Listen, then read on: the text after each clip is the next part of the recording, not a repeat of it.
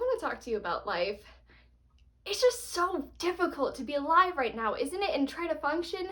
There's just all these people you have to deal with. I tried to buy a can of tuna fish at the supermarket, and there was this person standing in front of where I wanted to reach out and grab the tuna fish. So I waited a while for them to move, and they didn't. They were looking at tuna fish too, but they were taking a real long time on it, reading the ingredients on each can like it was a book. Pretty boring book if you ask me, but nobody has. So I waited a long while, and they still didn't move. And I thought about asking them, but because this person didn't sense that I needed to get by them, I had this awful feeling that it would do no good at all to ask them. They'd probably say something like, well, move when we're goddamn ready, you nagging bitch. And then what would I do? So I started crying out of frustration, quietly as to not disturb anyone. And even though I was softly sobbing, this stupid person didn't realize that I need to get by them. So, bring my fist down real hard on his head, and I was like, would you kindly move, asshole? And then he fell to the ground and looked totally startled. And a child nearby starts crying, and I'm still crying, and I can't think of much use of the tuna fish now anyway, so I yell at the child to stop crying! I mean, it was drawing too much attention to me. And then I ran out of the supermarket, and I thought, I'll take a taxi to the Metropolitan Museum of Art. I need to be surrounded by culture right now, not tuna fish. Run, run, run as fast as you can. You can't catch me. I'm the gingerbread man. Look what you've done to my legs! You're a monster. I'm not the monster here. You are. You and the rest of that fairy tale trash poisoning my perfect kingdom. It's not a kingdom, because you're not a king.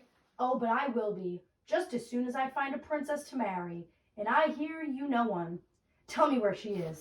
Eat me! Ah, no, I've tried to be fair with you creatures, but now my patience has reached its end. Okay.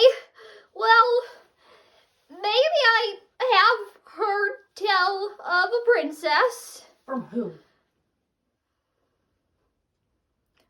Do you know the Muffin Man? The Muffin Man? The Muffin Man. Yes, I know the Muffin Man, who lives on Drury Lane. Well, I heard it from the Muffin Man. The Muffin Man? The Muffin Man! Heard it from the Muffin Man. Can I go now? You haven't told me where she is. I can't. You must. I won't. Tell me, or No, I'll... not the buttons. Not my gumdrop buttons. So what do you want? What do you mean? Like, what do you think is gonna happen now? I don't know. I guess I needed to get it off my chest. But is this the kind of thing where you actually want the person to love you back, or you actually secretly don't want them to love you back? That's a good question. Because it sort of seems like it has nothing to do with me. Like, me, you know? That's not how I wanted it to seem. That's not what I wanted it to be. Like even right now, it's like you're performing or something. I'm not performing. I'm not performing. So turn around and look at me. Do you like me back? Oh my God. Will you please just turn around? Sam. You're seriously not going to turn around and look at me?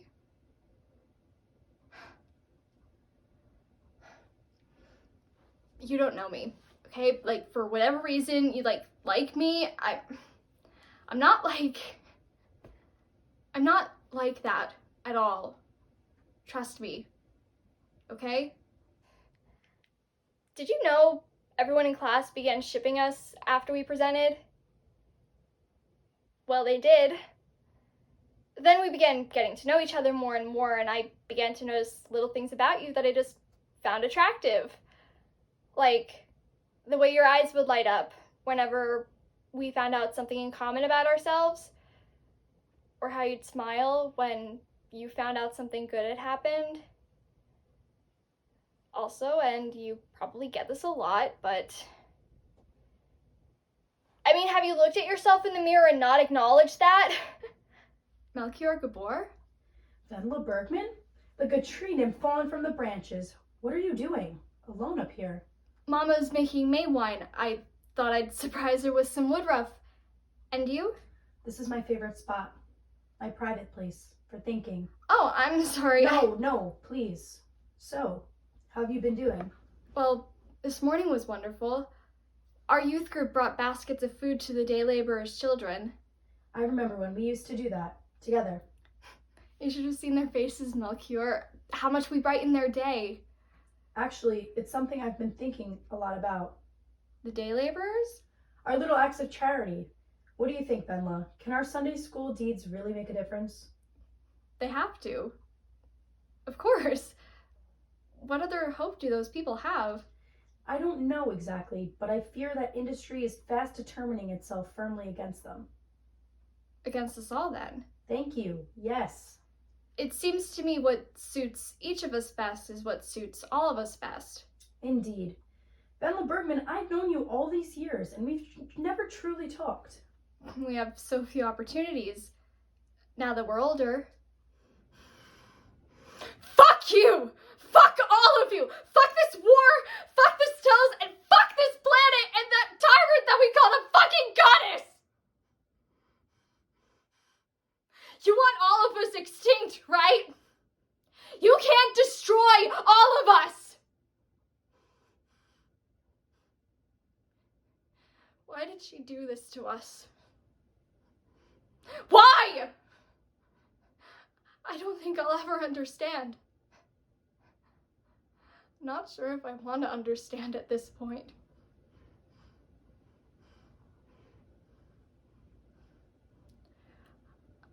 I want her dead. I want to see her bleed, if she even bleeds at all. I want to take her head as a trophy for all of Terranis to see who we bow to. Maybe then the people will respect her. Why respect someone who never earned it? Oh, Peter, I knew you'd be back. I saved your shadow for you. Oh, I do hope it isn't rumpled. You know, you look exactly the way I thought you would. A little taller perhaps, but then... You can't stick it on with soap, Peter. It needs sewing. That's the proper way to do it. Although, come to think of it, I've actually never thought about it before. Sewing shadows, I mean. Of course, I knew it was your shadow the minute I saw it. And I said to myself, I'll put it away for him until he comes back. He's sure to come back. And you did, didn't you, Peter? After all, one can't leave a shadow lying about and not miss it sooner or later. Don't you agree? But what I still don't understand is how Nana got it in the first place. She really isn't... Oh, sit down, it won't take long. She really isn't vicious, you know. She's a wonderful nurse, although Father says, yes, girls talk to... Oh. Carrie? Oh, Carrie, if I had any idea it was going to turn out like this, I'd never... Miss Gardner? You've got to let Chris go. You've just got to. What are you talking about? Prom. It means so much to her. And what's right is important to me. But prom is everything for those girls. It's the one night that they get all dressed up and they look beautiful. It's like a dream, a perfect dream. What about you? Me? Oh, no, I'm not going. I'm different. Not that different. Yes, I am. They've all got someone. So you will. One day you'll see. Things change. I'll tell you what. Let's pretend. Miss Gardner. Just for a minute. Pretend the right someone comes up to you and says, Carrie, will you be my date for prom? Well, what do you say? No. Carrie, why not? I'm not pretty. Sure you are. 'Tis but thy name that is my enemy. Thou art thyself, though not a Montague. What's Montague? It's neither hand, nor foot, nor arm, nor face, nor any part belonging to a man. Oh, be some other name. What's in a name? that which we call a rose by any other name would smell as sweet. So Romeo would, were he not Romeo called, retain that dear perfection which he owes without that title. So Romeo doffed thy name, and with that name that is no part of thee, take all myself.